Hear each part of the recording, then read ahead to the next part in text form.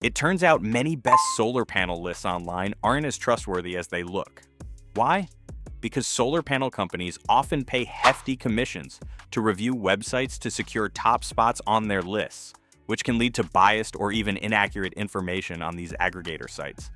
But choosing the right solar panel for your home from the start is crucial. And if you stick with me for the next 10 minutes, I'll show you how to assess a panel's quality yourself and pick the best fit for your project.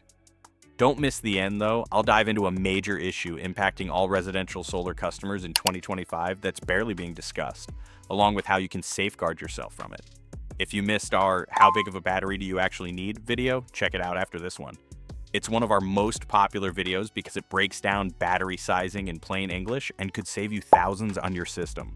Most new homeowners often obsess over a solar panel's wattage when exploring options, but I strongly advise against making that your main focus. Higher wattage doesn't automatically mean a better panel. Wattage just reflects the module's total power, and since most modern panels operate at similar efficiency levels, a higher wattage often means the manufacturer has simply made a physically larger panel. Typical residential panels range from 370 to 420 watts because contractors find this size strikes a practical balance, big enough to be effective but not so large that it's hard to fit on smaller roofs. For large commercial or utility scale projects, you'll see 500 to 600 watt panels, but they're not necessarily superior. They're just bigger and designed for different constraints. If someone claims their panel beats a competitor's due to higher wattage, that's misleading. It's likely just a larger unit.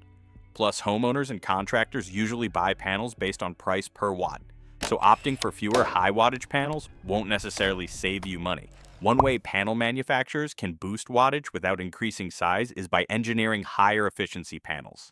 For the past 2 decades, solar panel engineers have tackled the challenge of improving efficiency, which is the percentage of sunlight a panel converts into usable electricity. 20 years ago, the average module efficiency was just 13.5%. By 2024, it's climbed to over 20%. To picture this, imagine a 1 square meter panel facing the sun, receiving 1,000 watts per square meter of radiance. The solar cells might hit 28% efficiency, but thin metal strips called bus bars, which connect the cells and carry direct current to the inverter, don't generate power. This reduces the overall module efficiency, say, to 21%, meaning that panel would produce 210 watts under those conditions. You might notice that most panels range between 19% and 23% efficiency, which might not seem like a huge gap, but to match a 23% efficient panel's output with a 19% efficient one, you'd need over 20% more roof space. For homeowners with limited space, a high efficiency system can be a game changer. Check spec sheets for efficiency ratings. Top-tier panels flaunt this on the front page, while lower efficiency ones, under 20%, might hide it deeper in the document. When it comes to efficiency and wattage, there's a common point of confusion for homeowners: how a panel's wattage differs from its real-world kilowatt-hour production, and how manufacturers sometimes stretch the truth in marketing. Panels are tested under standard testing conditions, STC, 77 degrees Fahrenheit with 1,000 watts per square meter of radiance, which sounds fair but rarely mirrors real life. Some companies also test under nominal module operating temperature, NMOT conditions, 113 degrees Fahrenheit with 800 watts per square meter, offering a truer sense of performance in typical environments. This NMOT rating is key for gauging a panel's real-world output, especially in less than ideal settings, making it a vital factor when comparing options. This is one of the first checks we do at Integrate Sun when helping homeowners choose panels. Okay, moving on. Solar panels perform best at 77 degrees Fahrenheit, 25 degrees Celsius, but their efficiency dips slightly with every degree above that. The temperature coefficient rating measures how much power output drops per 1 degree Celsius above 25 degrees Celsius, usually expressed as a negative percentage. Most panels range from negative 0.24% to negative 0.4% per degree.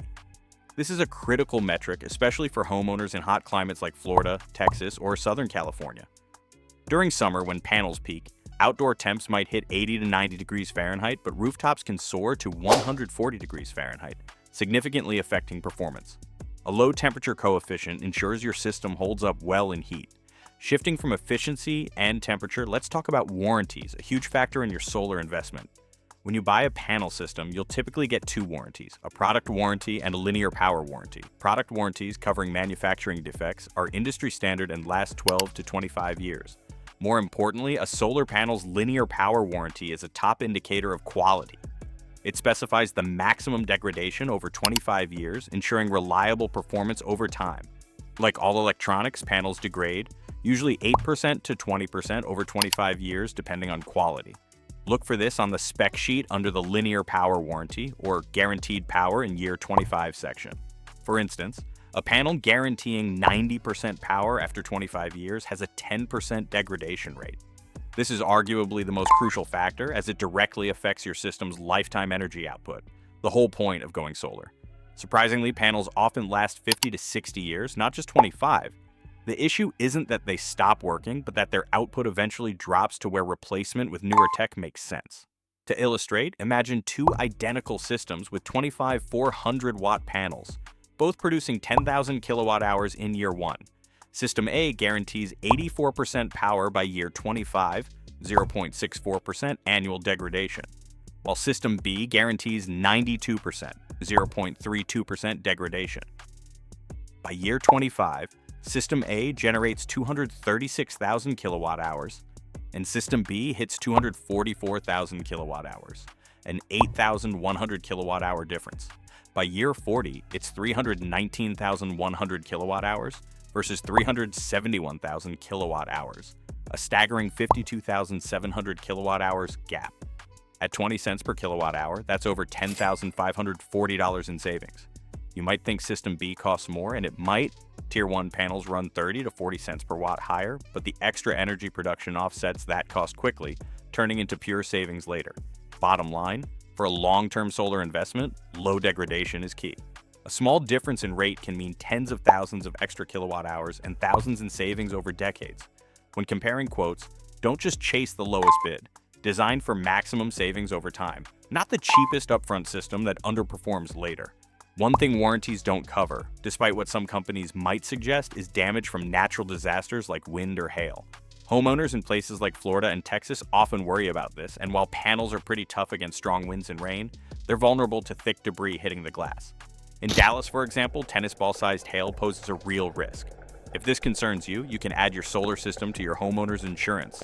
Depending on your location, this might only bump your premium by $20 to $40 monthly, a small price for peace of mind.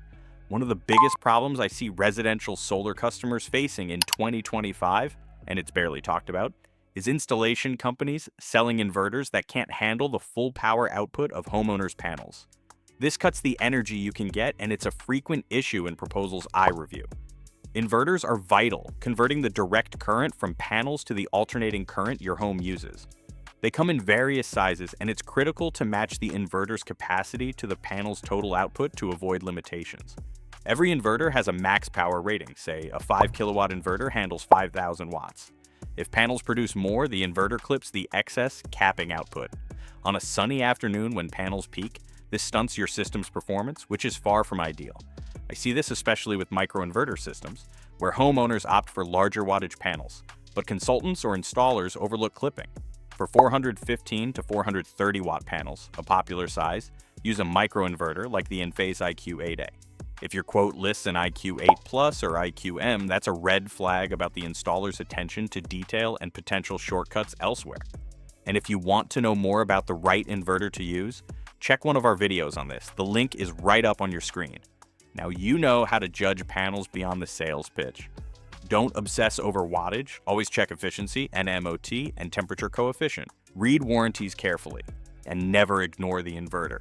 This video gives you a solid foundation for evaluating solar panel options, but if you'd like to know if going solar after 60 is really worth it, then check it out on our video popping up on screen now. As always, thanks so much for watching, and I'll catch you all next time.